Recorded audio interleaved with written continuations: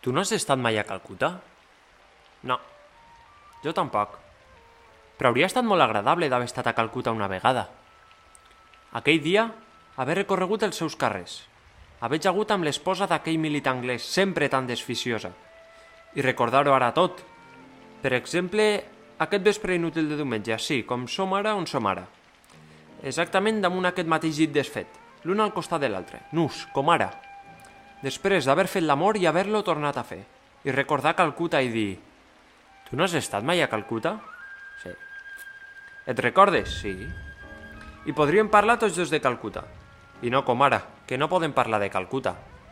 Tu no has estat mai a Calcuta, jo no he estat mai a Calcuta. Com podrem parlar, doncs, de Calcuta?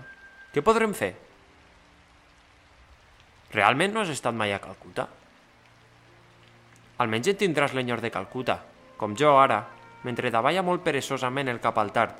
I som-nos, tu i jo, escampats damunt el llit, tu del costat dret, donant-me l'esquena, la infame rodonó del cul.